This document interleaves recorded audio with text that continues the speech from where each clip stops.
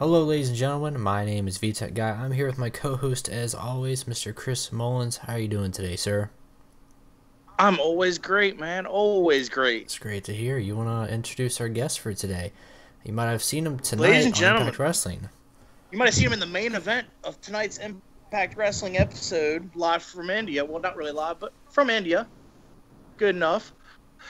And we got a special treat for you. We got Mr. Congo Kong, Steve Wilson. How you doing tonight, Steve? Doing pretty well, man. If we were any better, I couldn't stand it. Well, that's awesome, man. I love the style. Love the atmosphere. Good, good. So was this, I believe, your first main event in Impact, right? Yeah, tonight was my first main event in Impact. I got to get in there with some of the heavy hitters. Yeah, most definitely. You got in there with Lashley. You're teaming with, the big dog Yeah, himself that's in the, Impact, that's Champ. the biggest name. That's the biggest names in Impact right now. Oh yeah. So yeah, I mean, not only to be able to be a part of the group that goes to India, but to be considered, in that group of people who are able to make an event, a TV taping.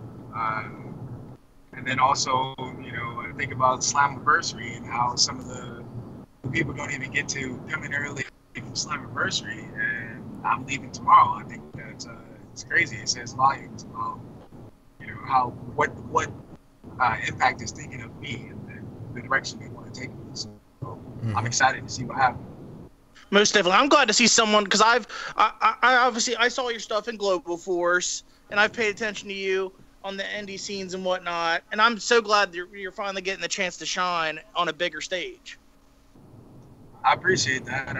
Yeah, it took about a good 17 years to get some things rolling around in my favor, and it's just a testament to the race not being to the quick rabbit, but that slow turtle who just keeps running. In his thing. For sure. Do we got some questions, Tech? I believe we sent out earlier. We got some questions from our fans. Yeah, we got some good ones. First one comes from Mr. Antonio Suarez. Hopefully I said your name right. This is a good one. He said, why are there so few true super heavyweights like yourself in major promotions now? Back in the day, you had a ton, such as Yokozuna, Vader, Van Bam, Viscera, slash King Mabel, of course. Big guys who could really work. Why is this seemingly so rare right now? What's your take on it? I believe it's because, people were concerned about their health, I guess. And I understand that. And, I mean, it's something that's there, but we have to work just as hard as anyone else, to be able to maintain, I guess, part of our professionalism, as opposed to, as far as being able to go out there and put on a match that lasts longer than 3 or 4 minutes. I don't know. I guess the WWE has conditioned fans really to like the hard bodies, and I mean it's cool and all, but the way I've always thought of it is without King Kong Bundy, Andre, Yokozuna, Big Boss Man, One Man Gang, those guys. Without those guys, there never would have been a Hulk Hogan.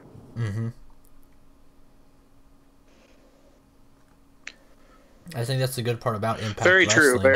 is that on the same night of you main eventing with other big guys such as Lashley and all them, we had the street fight with Rockstar Spud and Swoggle, and it just shows It shows the diversity in the roster.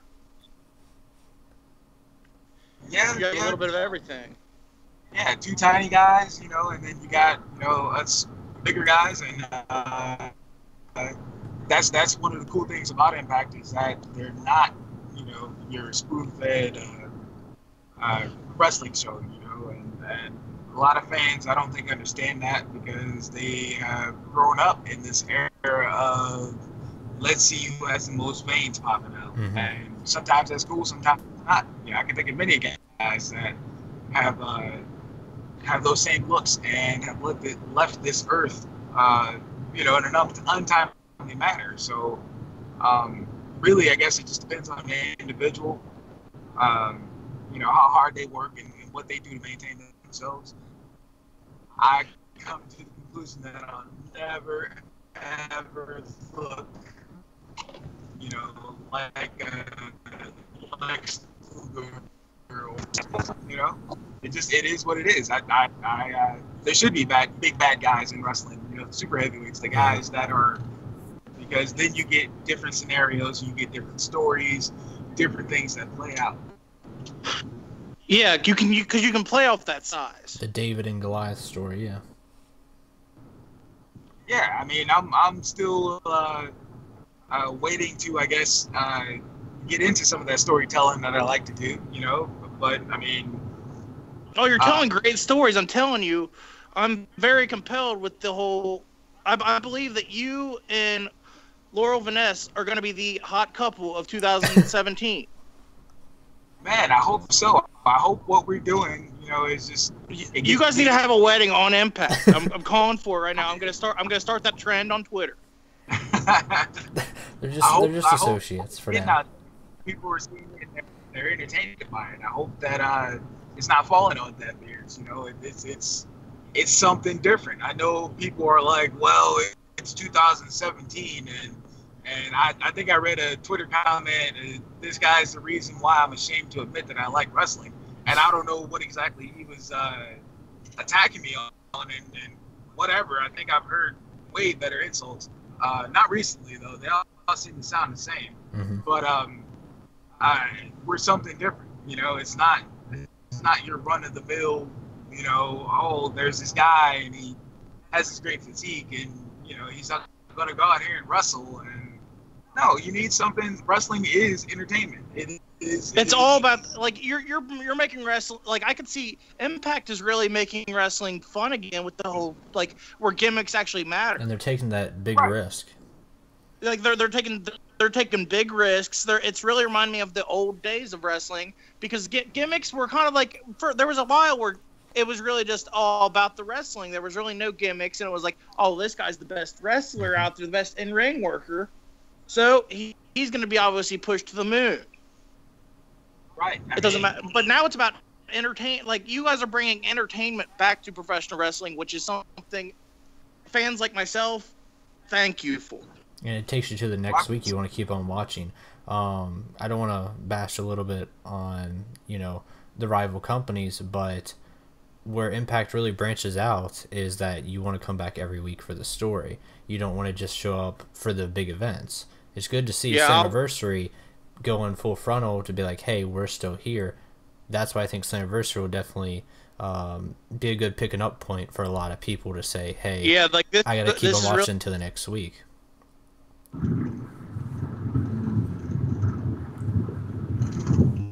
And it's a giant event too. Like, that's the thing is I'm just glad like how big they're making Slammiversary. Mm-hmm.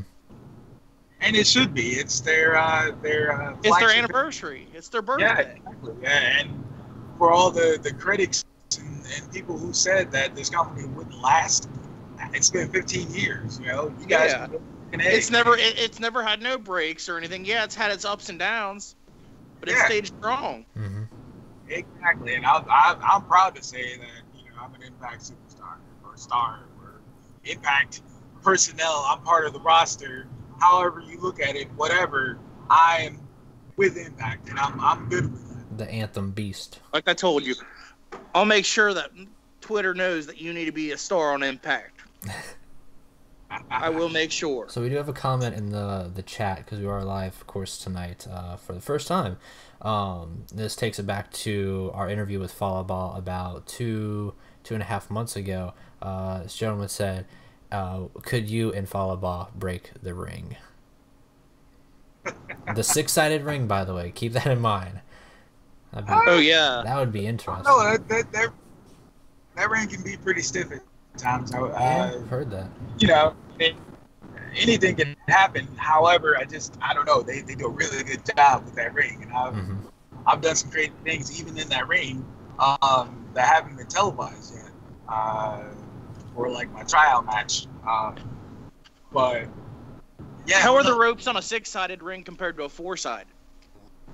A little bit tighter, and there's more of them to choose from. Yeah. It's better. It's obviously better for those tinier guys, but the bigger guys can have fun with it too.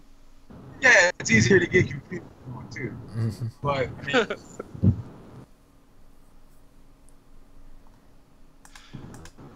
All right, let's take it to another fan question. This is a good origin story question. Mullins and I both kind of know this answer to this one, especially Mullins.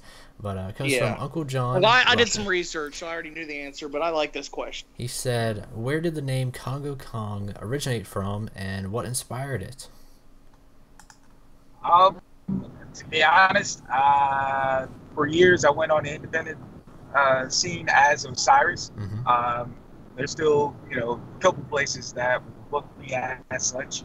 But I showed up to a Juggalo Championship Wrestling show, and a guy by the name of Purple Robinson is running down the show, and he says, Big Kongo Kong is going to come out, and he's going to clear house. And I'm looking around for who this Kongo Kong is, and he looks at me and he says, oh, that's your new name, by the way. You can use it wherever you want.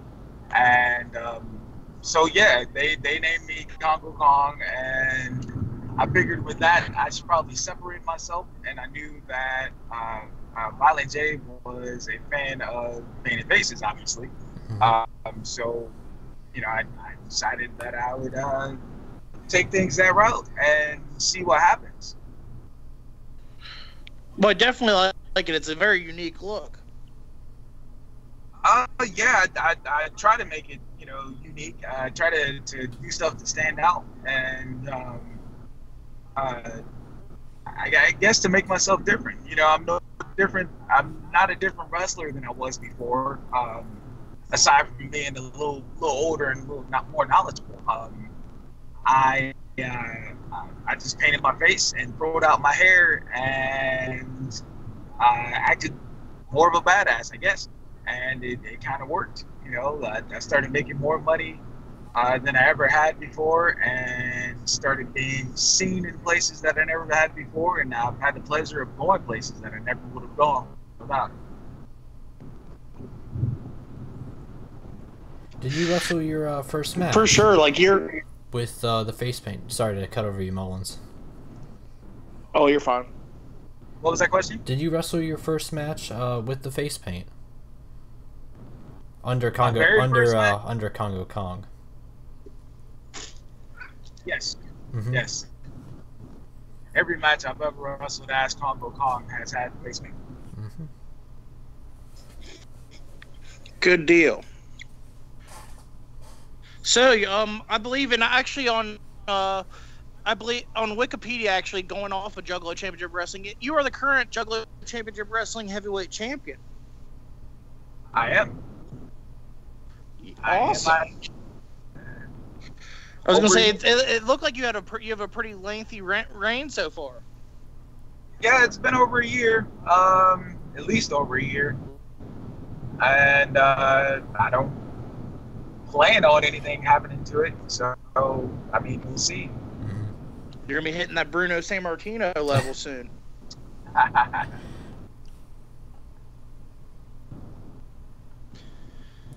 So, was there any wrestlers that you really looked up? Like when you were a kid, were you a fan of? You were obviously a fan of professional wrestling. Who were the wrestlers that you really loved watching? Man, I have such a long watching list. Pretty much any super heavyweight that can move.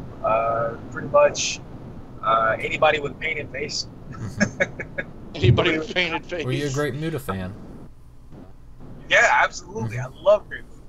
Love Demolition. Love Powers of Pain, Road Warriors. All those guys. There's something about the painted face. The Ultimate Warrior, regardless as to how well they... It's just you got your war paint. That's what it is. Yeah, that really is what it is. And, everybody's so worried about why Kongo Kong is what he is, and where he's from, and what's the story, or why do we have this type of gimmick here in this, in this day and age. And sometimes you just don't have to know. The whole point is for you to suspend your disbelief and to enjoy the moment. So what if you've grown out of the face paint? There's still kids that watch. There's still people that can separate themselves from reality and enjoy a good professional wrestling show. Exactly. And I also feel like another thing about putting the paint on is it helps you get into that character. Mm-hmm. Absolutely. Like you're no longer Steve Wilson when you put on that face paint. Exactly. I can be feeling the worst, have the worst day, and it doesn't matter. Every time, I'll put on the paint, and then I'll hear the music, and I'll hit that curtain, and it's like I'm somebody completely different, and I love it. I love the idea of going out there and people not really knowing what to expect. For sure. Because it's definitely when you step on the scene, you definitely are seen. It's something that definitely makes an impression when you walk through that curtain. Right. Again, it goes back to, trying to be different, try not to be like the next big guy. Who wants to see, a bunch of the same things from, somebody my size? I don't. So I want to make myself entertaining. I want to be someone who brings people back. Mm-hmm. So, as we were saying, you were in Global Force before all this stuff. Before Impact. Was it Jeff who brought you into Impact, if you're allowed to say? Actually, it wasn't. A lot of people believe that, but it was not. I had actually had a tryout set up by a long-standing team member at Impact. I'll say it, Abyss. Abyss, we had worked together a couple times over a weekend, and he thought that I deserved a chance, and that just speaks volume of him. That's incredible, because a lot of people wouldn't even put their neck out, for people like. And he's that. one of the veterans of the roster. You took a chance. Absolutely, and I've had the privilege of seeing. He's from this. I'm from Cincinnati. Right. And he's from this general area. Yep. So I've seen him at a couple smaller indie shows in this area. Right. Yeah. He still gets around. Great dude to be around too. And yeah, like I had my tryout match the very first weekend that Jeff Jarrett had come back, and so it was funny because I got there and he was already there, and we kind of look at each other like, "Hey, what are you doing here? You tell me you're coming." So you didn't know he was going to be there either? I had read on the dirt sheets, but I wasn't completely sure. It's crazy. It's one of those things you don't want to mention it out loud, because if it's not true, then you're like, "Oh crap." Right, exactly. Just like, knowing that the tryout was coming, I didn't want to say anything about the tryout just in case. Like, I'm one of those people who have been around this business. Well, yeah, because you came in at a very transition time in the company. Absolutely. Mm-hmm. But everything was going. There was a lot of people leaving, a lot of people coming in. Right. I believe that you don't speak on anything until you see it in this business. Once you see it happening, then that's when you can talk about it. And I went down and they told me that they wanted to bring me back, which was awesome. But I still didn't talk about it until you were a Sienna surprise. You had to keep the secret. Right. Until I got that invite back, And so, did they call you with that whole concept about being Sienna's surprise, or did you just find that out when you showed up? I found it out when I showed up. To me, it's more fun and more spontaneous if I don't know everything that's going on beforehand. And so I kind of came in with the idea that I could possibly be the fourth member of Crazy Steve, the Decay. Mm-hmm. That would have been awesome. That would have Yeah, been awesome. I'd I have been love totally that. cool with That that. would have been unique. That would have been But, really cool. I don't think I could have came in at a better time because my last day of the tryout there was when they shot the wedding scene, and I felt like it was like the best wedding scene I've seen in professional wrestling, like easily. Oh, it was great. Oh, That was one of the things perfectly. we review the Impact episodes. We talked for a while about it. Yeah, it was so entertaining. And then when I got brought into the storyline, I was like, man, I couldn't be in a better spot right now. And you're with all these guys who are like, they've been there a little bit longer on the roster than you. Yeah, But they can help you out. They're still relatively like new guys too. You're all part of this new generation. Mm-hmm. exactly. And that to me, that's what set TNA apart from everyone else, is that they believe in pushing new guys. And that was what they were built on, and again, not your cookie cutter image guys. Mm-hmm. Exactly. It's awesome. Exactly. It's very fun to see because literally anything can happen. It brings back that adage that anything can happen. Whereas, like, wrestling sometimes gets so predictable, and Impact's getting to that point where they're like, you know what? You think wrestling's predictable? We're going to hit you with this. Yeah. Yeah, like the last tapings when I'm sitting there in catering and Scott Steiner comes up to me. He's like, hey, you still from Michigan? I was like, yes, sir. And like completely caught out of left field. I'm like, wow, what is Scott Steiner doing here? That's awesome. Well, Steve, you didn't even know who was going to be. See, I love that because, I always think, like, does the whole roster know what's going on every day and whatnot, or as it pertains to stories? But that just shows right there, no one knows sometimes. Nope. And that's awesome. That would be so cool. It'd be a fun day at Because work. as like a fan of professional wrestling, I feel like that would be cool. Even working there, it'd be cool to see that as a surprise. Right. Because that's another one of those storylines that's really, really interesting me too, is the whole Josh Matthews, JB thing. Yeah. It's different, and that, I'm okay with that. Yeah, I'm okay with something different that's going to be entertaining, that's going to keep people wanting to keep looking, keep watching. And I'll say it's a good announcer feud, because there's been a couple announcer feuds in wrestling, but this one I think couldn't have gone any better by just like the video. It's been literally perfect. Like they've booked it correctly. Like there's usually times where I can point out things in storylines where that it's just like I don't know about that. There's not one bad thing I can say about the way they've booked this announcer feud.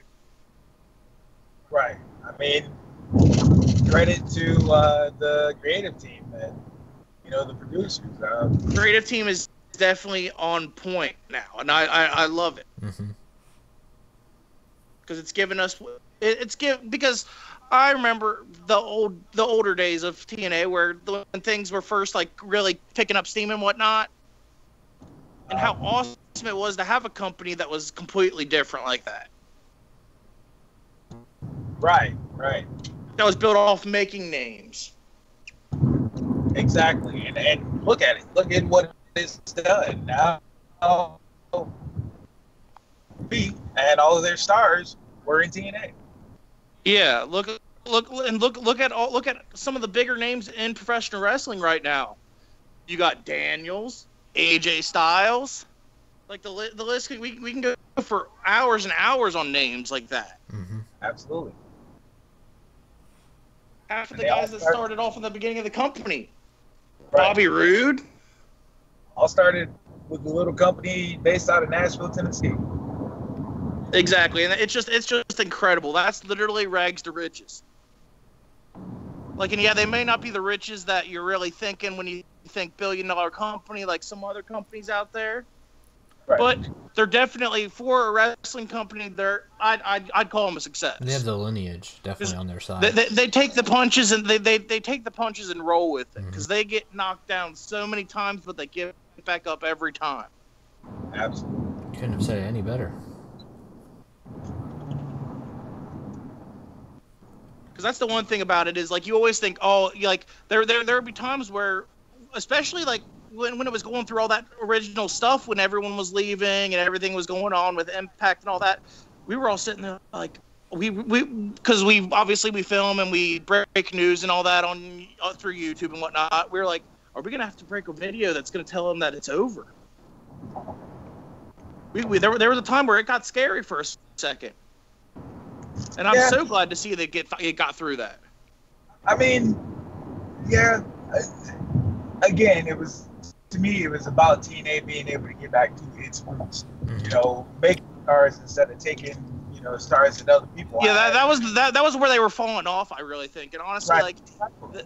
because they were doing great. That's the thing is they were doing great at what they were doing, and then they tried to go mold themselves after other successful companies, and it didn't work out well. Right. Yeah, it felt like WCW 2 is what I would call it. Yeah, exactly. That's what it was literally WCW 2. They were like, oh, you were in this company, so you were already a big name. We're bringing you in. Right. And it's just awesome also to see these guys that maybe had chances that maybe had chances to go up to those bigger companies and didn't really get the shake they deserved and come to Impact and get what they deserve. Exactly. And a lot of people were on the fence about there's a long laundry list of guys like that too. A lot of people were on the fence about the whole Global Force merger, and I think that actually, as much as I was kind of skeptical about it, I was like, I don't know how it's going to turn out with all the belts, if it's going to get a cluster. It really helped out in terms of the roster turnover with guys like you, followed by Christina Von Airy. Christina Von Airy, thank you for that one. There's a lot of women that they brought in also, and I feel really bad because I can't remember right now. But you got MJ Jenkins. You got what's her face? But they had a great list of people from Global Force to Impact that I think really helped fill in all those spots. And they're still our boy growing. Magnus, he's back. Yeah, and of course all the people returning. Chris Adonis, great surprise there. Yeah, that's another one of those guys. Didn't get the greatest shake when in the WWE. You know, he's over here. Helping out Eli Drake, that's phenomenal. Helping out a guy that I believe has the chance to be a future big-time player in the industry. And Eli Drake. Absolutely. And it's just a great time. You can tell anymore, because there's times where, when you watch anything, you can tell if the people that are in these roles like it or not, and you can tell everyone at Impact really likes it. It's so relaxed. It's so cool. You can tell everyone has fun. It's a big family atmosphere, and it's awesome to see that. The morale's definitely up. You don't really see the huge egos behind the scenes or anything like that. I can go talk to Jeff just like anyone else can, and I love that. I love that feel and just the camaraderie, I guess.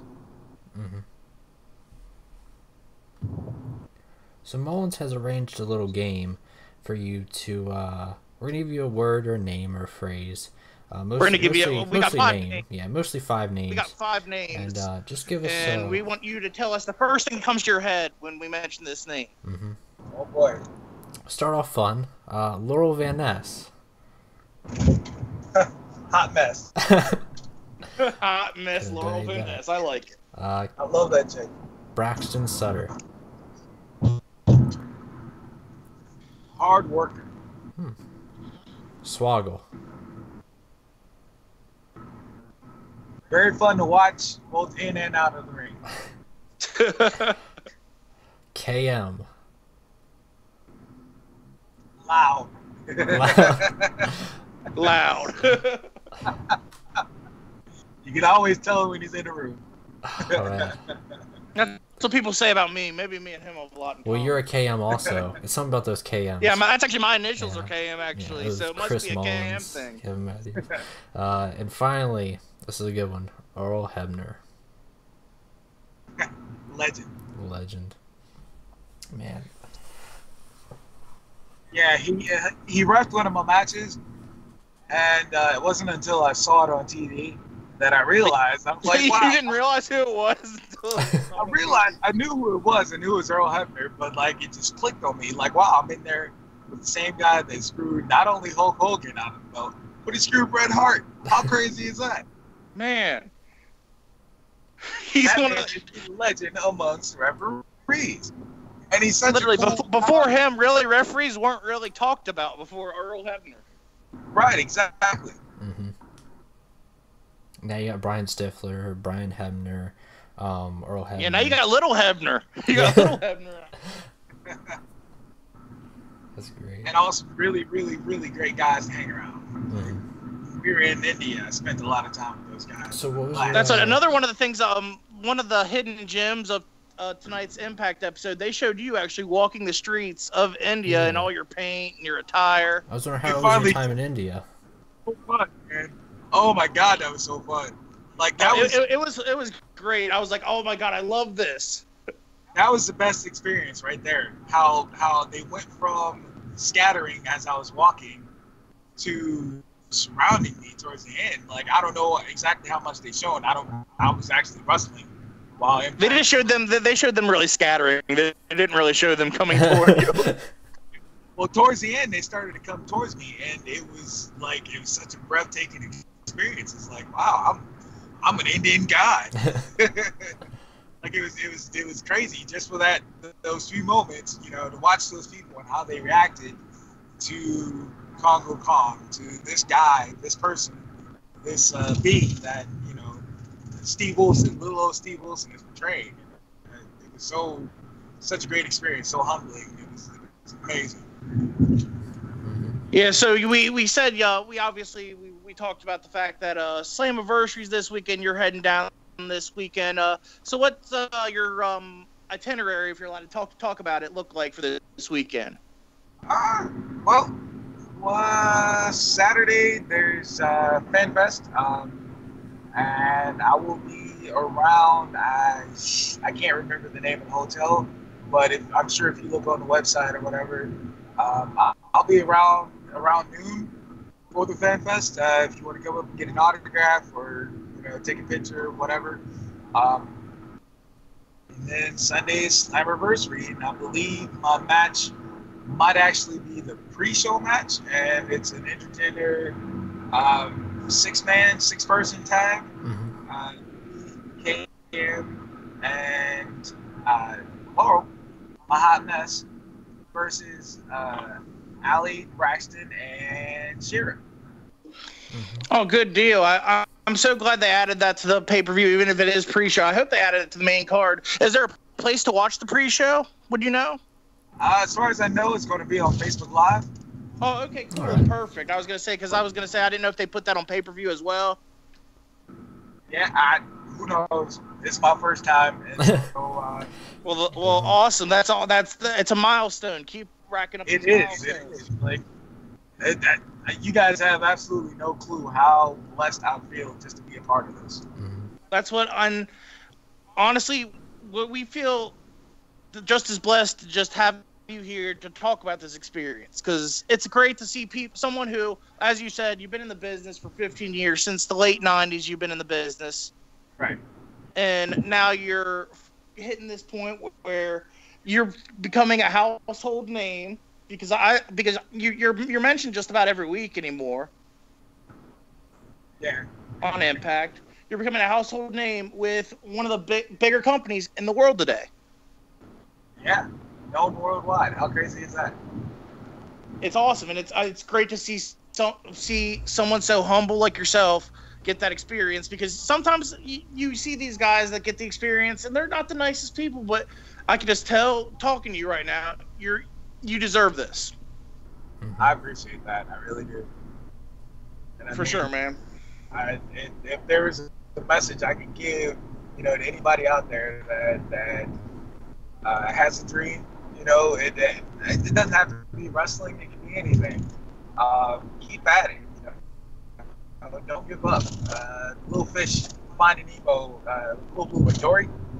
My favorite quote of all time when she says, "Just keep swimming." And that's what you got to do. Just keep swimming. You know, you roll with the tides and the currents that come your way. You deal with them and you keep going. And, you You know, somebody asked me end of last year, I believe, if nothing happens for me, then what am I going to do? I said, well, I'm just going to keep wrestling until something does happen, or if it doesn't happen, until I can't. Keep going. Well, that's what to think about it, man. It's called dedication, and you definitely got it. Exactly. That, you know, and then so yeah, that's my little soapbox rant, and you know, just want people to not give up. Keep following your dreams. It's worth it. It's worth it to pursue it. You know, you're gonna run into the haters before, during, and after. And I'm experiencing all the hate now. You know, people, they have their I guess complaints about my physique. Whatever. What they don't know is that, you know, the 318 pounds that I am now was once 430. You know, and sometimes there's things that you can't control about how you look. Mm-hmm. Yeah, sure, I can go pay a plastic surgeon to nip and tuck, but why? I celebrate who I am. They embrace it. And it's unique. Exactly. Yeah, I'd like to see them at a smaller size move the way you do. Not to mention, I'd like to see actual pictures of them. Most of them are just internet trolls. And they put exactly. Yeah. That's what like I couldn't imagine someone really coming up to you physically in person saying something, because I'd be like, man, I'd be scared to death. I'd be shitting myself. I'm like, he's gonna kill me. Right, that's what it is. They hide he's behind. He's gonna kill me. He's gonna. You know, yeah, and they feel bad about themselves, so they it's like, I'm a big dude myself, but you dwarf me. And I'm like, whoa. We got a fan question in the chat real quick from RP is me. He said, can you ask Mr. Kongo Kong, name one of your favorite wrestlers, one of your favorite tag teams, and one of your favorite entrance theme songs? Let's see. Vader or The Undertaker. Mm-hmm. Favorite tag team would be Demolition or Road Warriors. Entrance theme would probably, I guess of all time, would be Demolition, but currently it's Bobby Roode's theme. Everybody loves Glorious. Everybody loves Glorious. I don't know. I was a big East Sing 3 fan tonight. Yeah, that was a nice touch. I didn't even notice it until it popped up. Yeah, that was hilarious to be a part of, to watch and see that whole thing go down. It was awesome.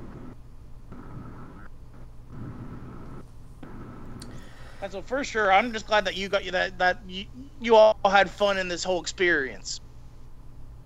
Yeah, it was a great time. It was, again, you know, very humbling to go to another part of the world, you know, and to be appreciated and loved. I was gonna say, and it looked like for the most part, I've not heard any bad from anybody across in India. Everyone loved the experience. Everyone was so grateful for the experience. Man, they seem to be such nice people for the most part, you know. That's what, and I'm glad that they're finally getting to be a part of the wrestling world. Wrestling's finally branching out to that part of the world. Mm-hmm. Absolutely, and I got to be part of the company that brought professional wrestling to them, televised. Exactly, that's a big thing. Televised is a very big thing there. Because I believe they said it was the first time. The funniest part about it being televised was the ring announcer was speaking in Indian, and I was like, "What's?" For the first time I heard it, I was like, "What's he doing?" I was like, "Oh yeah, they're in India." Because at first it really confused me. I was like, "What happened?" Right. Yeah, it was pretty sweet, you know, because you walk in and I'm expecting like something completely different. I don't know what to expect, to be honest with you. And when I walk in, it was the Impact Zone that we see in Universal, but in India. Like, and I know it looked the exact same, but it was just in India. Yeah, I know it was in India because I just spent 20 hours on a flight to get there. So I mean, yeah, it was amazing. Is there anyone on the Impact roster you've not had a chance to, but you want to get in the ring with? Oh yeah, Bobby Lashley. You want that gold, yeah. How about Moose? I'd love to go a round or two with him. You know, Moose is, well, I've been in the ring with Moose, but he's someone I've always had fun with, always had a great time with. Let's see, who else? Matt Morgan, would love to experience, you know, him. El Patron, that would be in a one-on-one setting. That would be an interesting time. I mean, yeah, there's Eli Drake. There's a whole list of people. James Storm. It's a great roster. Like you said, very diverse. Lots of mix of veterans and new guys. It is. I'm so excited, you know, to be a part of it. I love the idea that, you know, there's other new guys there, and I get to be a part. Yeah, you're not the only new guy. That's the best part. Right. I get to be a part of their growth as well, you know, and they get to see mine. And, you know, just, I don't know. It's just It's like it's always like whenever you come to a company, obviously for the first time, it's sometimes you feel like, oh, you're the new kid at the school, but now you became the new kid at the school with a bunch of other people. Exactly. Yeah. And people who, like I said, there's people who were there that weren't there very long before you got there. Right. Exactly. They were only there for a few months before you got there. And that's the thing about pro wrestling, is that we have to build for tomorrow. You know, I hate being on the show with old guys who aren't really willing to pass on any knowledge. You know, there's a lot of guys out there. They feel like if you didn't train with them, if you didn't pay, we're looking at you, WCW. Trust me. I'm not afraid to say it. I'll say it out loud. I'm the one that'll say it out loud. Yeah, and it's absolutely true. I mean, we need wrestling. We have to pass wrestling on. You know? Because if you don't, you're doomed to die out, like certain companies do when they try to stick with that same old stuff. Exactly. This craft, you know, this thing has to go Wrestling on. changes every day. It's the concept changes bit by bit. It does. And, you know, like old school cats like myself, you need, you know, around, and you also need to have them passing on knowledge. At least I like to consider myself an old school cat. I've been around for 18 years. I think I've earned that, you know, that respect. Even though it's funny that EC3 sometimes refers to me as kid. I love it. He calls you kid. Are you older than him? And I'm just like, bro, I'm older than you, and like I probably got twice as many years in the business as you, but whatever. It is cool. I was gonna say, yeah, he might have only been in high school when you were starting the business. If that, yeah. Yeah, if that, maybe middle school.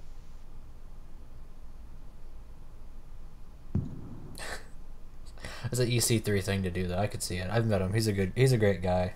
Yeah, he's a very fun guy. Oh, yeah. It's another one of those guys that loves that shows that he's having fun out there, and it's just great to see. And because it makes you buy into everything more when the people are having fun doing it because they put more into it. Right. Because they're like, okay, I really feel for this, so I want to put 110% into this. Mm-hmm. Yep, exactly. So you had previously mentioned you obviously knew Scott Steiner through the whole obviously independent scene before you had come to Impact. Right. Would you ever get in the ring with Scott? I have gotten in the ring with Scott. How'd that go for you? It was good. It was a bit of a struggle, I guess at times, you know, dealing with him being, he's Big Papa Pump, and you know what I'm saying, I have no qualms with that. It was just I guess a simple spot where I was trying to protect my size, and he's like, "Nah, I'm just gonna knock you down with one clothesline." And I was like, "All right, well." His arms are as big as your legs. Right. But then he came back and he said, "Okay, how about this? How about 2 clotheslines?" I was like, "Perfect. That's all I needed." You know? Just a little bit. I appreciate it. Thank you. Did he put you in the Steiner recliner? He did not. Oh. He did not. Funny story though. He did ask me if I could take it overhead, belly to belly, and I'm sure I could, but I chose not to. You should have said, "I don't want to break your back." Well, I watched him throw my tag partner. And he landed pretty crazy, and I was like, "Yeah, I'm glad I said, what I said." You don't want you. You're doing good now. No time for a snag or a setback. Right, exactly. It's just you're at a great time. It's I can't say it enough that you're part of something I see it's going to be great. It's getting better. It's one of those things you tune in every week, in a time where wrestling sometimes gets predictable. You're not being predictable. Yes, that's the goal. That's what we aim for. Is to not. But especially the thing that really like was starting to kill everything was obviously Twitter, dirt sheets, all of it. You know about things 10 weeks before they even happen. Right. Yeah. Exactly. You see something, you're like, oh man, I knew about that months ago. They're just now doing that. Yeah. Exactly. Yeah. Too many leaks. Too many people giving inside information. That's what, like, it got to the point where, like, because I used to at least somewhat peruse that stuff. I quit doing it just because I was like, you know what, wrestling's getting that point where it's getting too predictable. I'm gonna take time away from that stuff, and it's gotten really fun since then. Mm-hmm. Right, exactly, and it helps when you. It's how wrestling's supposed to be. Like, I don't care. Like, people always say, "Oh, wrestling's for kids." No, it's not. Heck no, it's not for kids. Just for kids. Right. For sure, it's great storytelling. It's like you got kids have their shows, men have their shows, women have their shows, and men's shows happen to be professional wrestling. Right, exactly. People always said, "Look, why do you watch it?" And they're like, "It's not really sports or anything." I was like, "Well, you try to do it." True. Tell me it's not sport. You try doing it. Mm-hmm. Right, exactly. I'll call anything a sport if I can't do it. Show me what part of gravity is fake. I have no problem admitting I cannot do professional wrestling. Mm-hmm. So many elements of it that people take for granted. They don't understand that there's just it's a myriad of things, from being athletic ability, entertainment ability. It's so many different things wrapped into one thing. Right. Having to think on the fly because sometimes stuff don't go like you planned it. I mean, you could be the greatest performer in the world, but if you can't talk or if you can't really get people to buy into your character, no one's going to care. Exactly. No one's going to care, and you're going to wrestle in gyms for the rest of your life. Mm-hmm. You got to really become that multifaceted individual that we're seeing on television throughout the week, each week, with guys like yourself and many other guys across the business who are not only a character, but you can do the stuff in the ring too, and you can make people buy into that character of Kongo Kong. Exactly. You make people buy in. Like that was the thing, and I was, because at first, like when I first messaged you, I was like, man, I really hope. Like I was worried you were just gonna send me elsewhere, because I was like, man, you're a pretty big name. I'm still getting used to that, but okay, whatever. Well, because I've obviously, you said you've been in the business a while, and I've known your name for, I want to say, at least 7 years. Right. It's been at least about 6-7 years that I've known the name Kongo Kong. Actually, we had a buddy who said that he knows your stuff from Indiana. He had been to a bunch of your stuff from Indiana. Okay. He mentioned, I believe the guy's name was Maples, was the last name? Yeah, Jason Maples. Jason Maples, yeah. That's the company that he was telling me about, yeah. That's awesome. For sure, yeah. So as we're... tell us more about the Osiris character, actually, then. We obviously know a lot about the Kongo Kong character. Osiris, the way I was taught, your character can be one of two things, really. It should be an extension of you or an alter ego. Whereas Kong is my alter ego, Osiris is more so an extension of Steve Wilson, where, you know, I get to go out and be it's just you at level 10. Yeah, a superhero that I want to be, but, you know, still me, I guess. And, yeah, like you said, turned up a notch, or 3 notches. Now, is Osiris a good guy or a bad guy? For the most part, good guy, but, you know, I had my moments as a bad guy, I guess. It's more fun being bad, at least from what I've noticed. Sometimes, yeah. You have to have tough skin as a bad guy, you know. Yeah. People can you probably get a lot of hate. They take it too serious and think you're actually Kongo the Beast. Some people buy into wrestling too much and think it's too real. Right. They don't realize that there's a human being behind what we're doing, you know. And yeah, we put ourselves out there, but it's like, come on, guys, lighten up a little bit, dang. Yeah, for a sport that people call fake, some people take it too real. Makes you wonder. Yeah. Right. So as we're rolling down here on time, we got 2 final fan questions. The first one being, what do your tattoos mean? They have any meaning behind them? Let's see. Let's start on my right shoulder. My right shoulder, it was kind of a mask that I got off the video game, and it's really kind of the basis for how I paint my face, or, you know, I guess my paint has evolved since being on Impact. But like I got the mask off of the video game, and then I kind of tweaked it and made it my own, and I was like, you know what, I'm gonna use that as a symbol. I think that's pretty cool. It's different.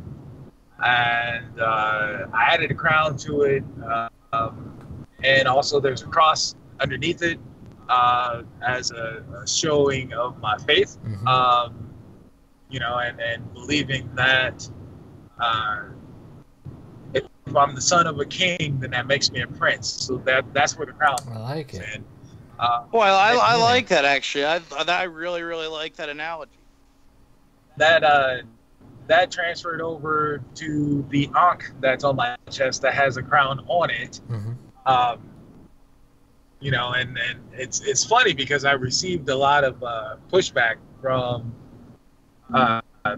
you know, people in church, not only about having the tattoo, but they're like, well, that's not a regular cross. What does that mean? I said, well, it stands for life. I mean, so, you know, what's better than life? Exactly. What's better than life? Yeah, it's kind of like the regular cross, so why not? Why couldn't I? Man, so many crowns, though, they might as well call you Kongo King. I mean, I think you think of it, King Kong was the king of the jungle, you know, and I guess getting to my third and final tattoo, the picture of the lion, the lion's head. I'm a Leo. Lions are kings, the king of the jungle. You know, so it's kind of that whole royalty, or, you know, it even ties in with my birth name, Steve, which in certain dictionaries means crowned one. So yeah, I mean, you know, and maybe it's just a me thing, and people can take it how they want to or whatever, but it's my thing. You know, get your own. Man, keep doing you, because what you're doing is something great. Yeah, it's working. So why mess with success? I appreciate that. I like the deeper meaning behind the tattoos. Exactly, it's better than someone who just gets a tattoo just because it looks cool. And yeah, I definitely don't. I never wanted to be that person. Like I have cousins who, and I'm not knocking them. They tattooed WB on themselves for Wilson Boys, in the shape of the Warner Brothers logo, and they asked me why haven't I done it yet, and I said, well, it's not that I don't want to do it, but I plan to be on TV someday, and if I be on TV and I have the Warner Brothers logo, it might create some issues. And lo and behold, I am on TV, and I'm grateful at that. You know, I didn't get that. You know, I know it's created a bunch of issues with the Pepsi. It created a bunch of issues with the Pepsi logo and CM Punk. Exactly. And he's a giant name, and it still created issues. exactly. And yeah, just being smart about what you're doing, like what you put on your body. It's going to be there forever. So, think that thing through. Exactly. Side question though, what is the video game for the mask? Somebody was asking Skyrim, but I think have you had it longer than that? Yeah, I had it way longer than that. It actually was from NCAA football, one of the creative teams uh, back in the day, and I believe they were called the Juggernauts, Mullins know which about is funny. that. Yeah. Yes. Yep. I adopted. I'm the sports fan here. Oh yeah. Yeah. So actually, that's another thing I wanted to ask you quickly before we cut things off here. I was obviously seeing your stuff. You were a college football player. Yes. Okay, so obviously training for football, training for wrestling. How did you I guess you want to say, did you bring anything along with you from your training in football to professional wrestling training? Um. Real. As it pertains to mechanics or anything? I guess realistically, I was always a wrestler who used football to stay in shape. Even through high school, I wasn't quite as good in amateur wrestling as I was in football. So that's what got me the scholarships. But using football to keep myself in shape for wrestling was kind of the thing, and it helped me develop some agility, some things that I normally wouldn't do, helped me with, I guess, some leaping abilities and balance and center of gravity. And there's a lot of things that I even teach when I train younger guys. I bring from football or from amateur wrestling into the pro wrestling. Because I feel like we're seeing that's a big thing we're seeing now is a lot of guys who were in football that are now moving over to the professional wrestling field over the last few years. Obviously, guys like Moose, Mojo Raleigh, and Baron Corbin over in WWE. Guys played football and then decided, you know what, football might not be my thing, but let's try professional wrestling. Yeah, because now they get to open up different avenues. It's not just beat ourselves up, and that was the biggest thing I hated about football was when I got out of bed, it took me like 5 or 10 minutes before I could even stand up straight, and I still have my sore moments now, but nowhere near as bad. And it's funny that you mentioned that because I actually had, I guess you could say a nightmare where I'm panicking because football season's right around the corner, and I have it every year. It's crazy. Football season's right around the corner, and I'm not ready for it. And it's crazy. It's the funniest thing ever because I wake up and I'm like, oh, I'm grown now. I don't have to do Football that season's I don't over. play football anymore. Football season is over, ladies and gentlemen. Yes. Now I get to enjoy it on video game. Wrestling season has no end, though. No, Not at all. not at all. No. Final fan question from fellow YouTuber Chris Levi 13. What is your current goal in professional wrestling? Honestly, my current goal is to make money. I've been after this for so long, and I feel like that brass ring is right there, and I want to make money. I want to be able to support my family, and buy things that they've never had, and I want to buy my mom a house, and I want to. Nice to see the priorities straight. Nice to see it. I like it. And it's not, I don't feel like I'd be that guy who wouldn't know what to do with his money if he had it. Like, it would be wisely spent, and some put ahead. I have a little niece that I absolutely adore, and I want to see her, go to college someday and not have to struggle with student loans like I have and stuff like that. And yeah, student loans are no joke. I'll tell you that right now. Coming from someone who's still paying them off, they're no joke. Yeah, I just, I want to see my family do better, be better. And that's Another, like I said, there's not a bad word anyone should be able to say about you after tonight. It's out there in the pudding. Pudding doesn't lie. But definitely, Exactly. on behalf of Mullins and myself, we want to thank you again for even accepting this interview. Of course, for how late it is. Yeah, come right back now. anytime you want. Just let us know if you want to talk. He's in Indiana, so are you in the Central Time part of Indiana? No, I'm in the Eastern Time. Oh, so yeah, it's the same time it is in where we're at, Dom. Yeah. Definitely, best of luck for your match at Slammiversary.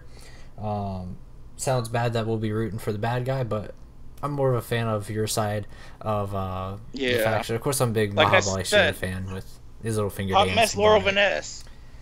Hot Mess Laurel Vaness.